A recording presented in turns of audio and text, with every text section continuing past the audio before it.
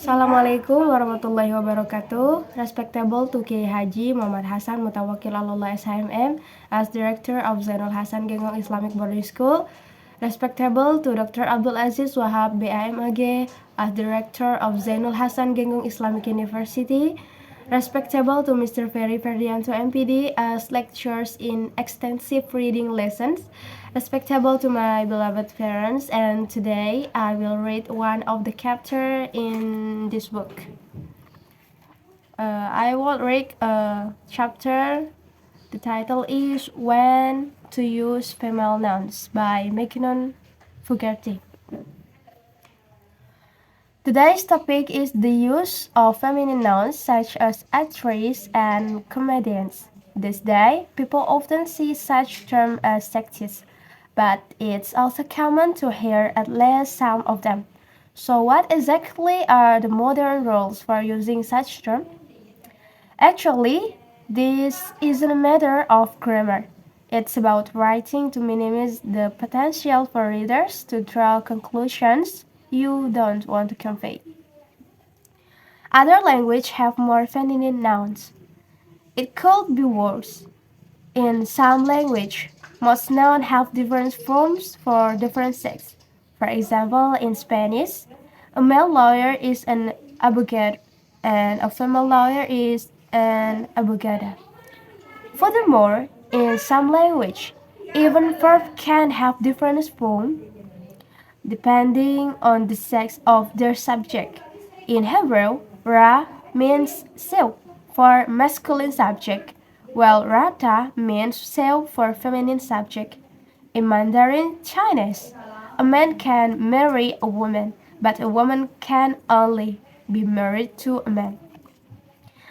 Even in English, there used to be more female-specific nouns than there are now.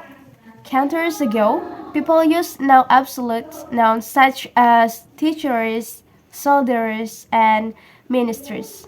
The fact that English has mostly abounded female-specific nouns like this is probably part of the reason that the remaining ones tend to attract attention.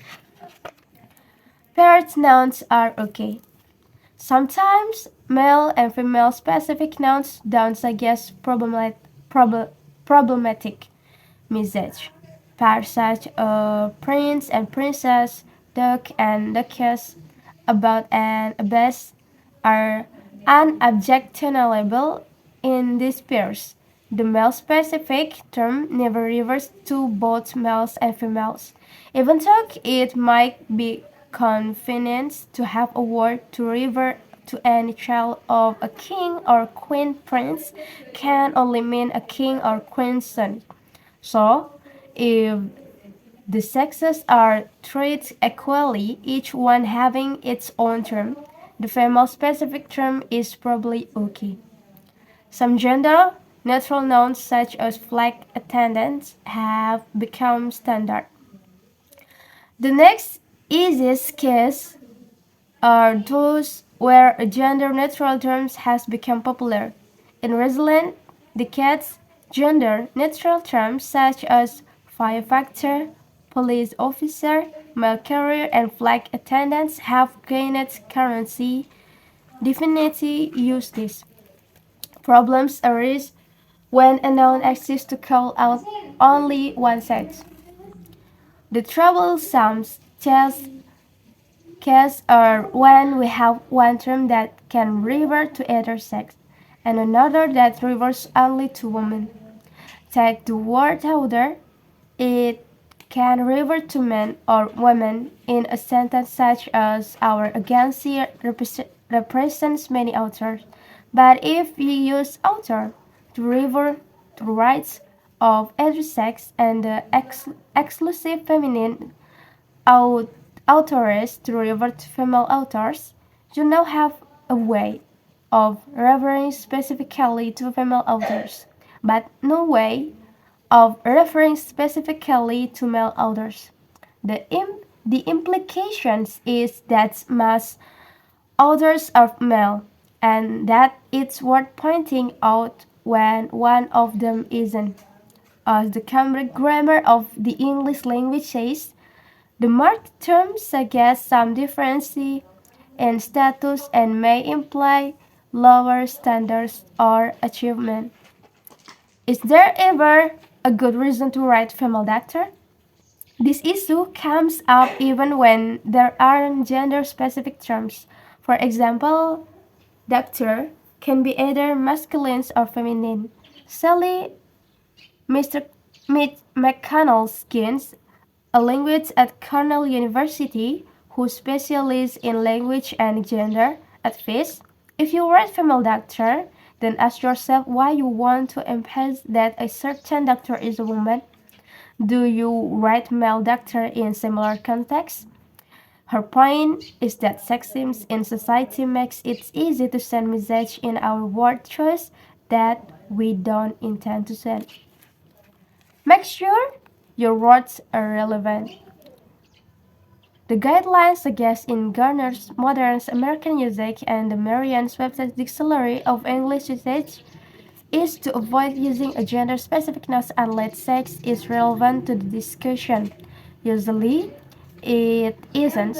Sex doesn't typically matter when you're talking about doctor or authors, for example. But what about when sex is relevant? Another case in point, actress, male and female actor usually play different kinds of roles. So, it's unusual for people in show business to make these distinctions. If actors save them for having to use female actor, why not use it?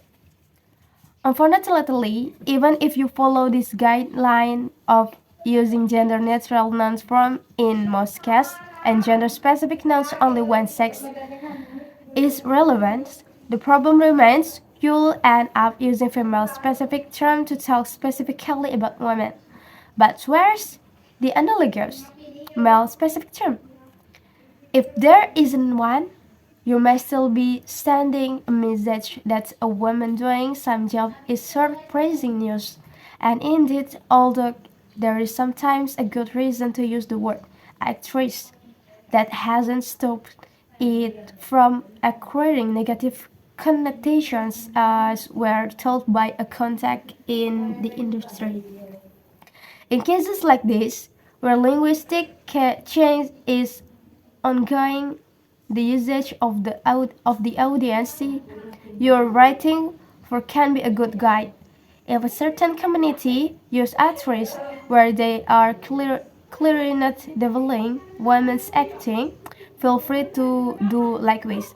If there isn't an actor across the board, you may want to follow suit. Summary: if there's a gender-neutral term in general use it. If there's not, but the masculine and feminine nouns each stay in their own territory, then use them. Be careful when one term can refer to either sex, another term refers only to women, and no term refers only to men. In this case, avoid referring to a person's sex if possible, and if it's not, carefully assess the usage of your audience. But remember that these rules are just shortcuts. What matters is getting across the message you want to send and trying to block those you don't. Okay, I think that's all for me. If I have mistake, please pardon me. The last I say, Assalamualaikum warahmatullahi wabarakatuh.